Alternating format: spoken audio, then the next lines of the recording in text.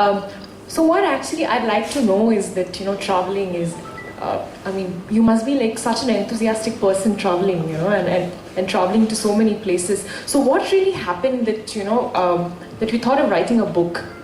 So how did the book Sale of Souls actually happen? This bug of the book was there since I was in my college. Then I thought, yes, I should write. But nothing came. It's not easy to write. This bug was there. But after that, once when I was posted in Porbandar, while I was coming back to Mumbai on a train, I started scribbling down a few pages. So there I wrote some first starting 3 pages, which never took the form of a book. That is still there. That is probably going to come as a 3rd book, that idea of that. So that is where I started, but once again I left it off. Now about this book, I already told earlier, and my blog also it is there, that I experienced land acquisition process. My village was acquired long back, somewhere in 80s. And most of the snippets of this book are from that place only, and mixed up with Bangalore, this thing.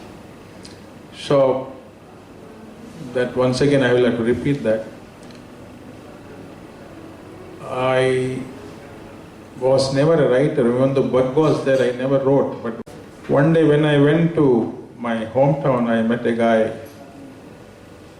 who was in tattered clothes, very bad shape.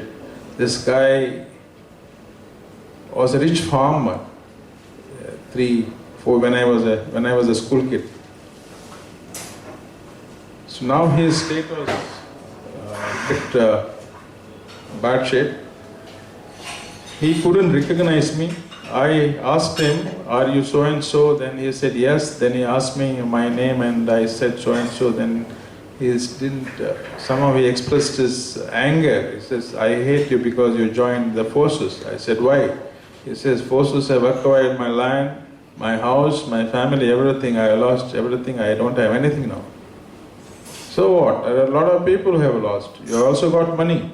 He says, "I got money. Money is all gone into the drains. I have spent. Everything is gone." Then you could have got some job. He says, "Nobody gives me job." He doesn't have an employable parameter in terms of modern HR requirements. So he was not employable because he was a farmer, he didn't have any other skills. So just because he didn't have other skills, he was left to himself, and now he became a destitute, living on others' money. So it was a shock to me. It opened my eyes. There I decided, yes, I should write this down. The whole saga of this land acquisition process, from say that project Seabird to Nandigram to Kudankulam, all those incidents, news items I collected, I went through, I read, did a lot of research, then wrote this. And almost all of them are based on real incidents. There is nothing, they might have been changed to suit the story, but otherwise most of them are real in nature, they're nothing. So this is about Sale of Souls. Very, very interesting, I must say that. So I was just glancing through a few pages and I could see that there is a very interesting character, a young advocate called Roshni. Why don't you tell me something about Roshni? No, Roshni character just came to me. There is nobody by that type of character, but I needed a protagonist and I needed a romantic angle. Because now if I write a non-fiction, people doesn't like to read much. This book, any book I feel should add a value to people. So when we write something, it should be interesting, entertaining. At the same time, it should have some subject in it for us to learn. So I needed a protagonist, I needed a female character, and I coined this, I imagined this, I put this character called Roshni. I so many times debated myself whether he should be in a place or she should be in a place. But finally she has to be the landlord's daughter, because rich daughters do well to appeal boys, right? And always the guy has to be poor. So it became like that. And this character came out so well.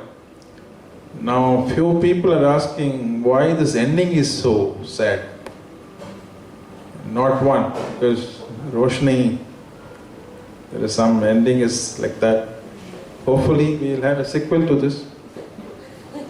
Okay, so we can expect another book out of this. Great.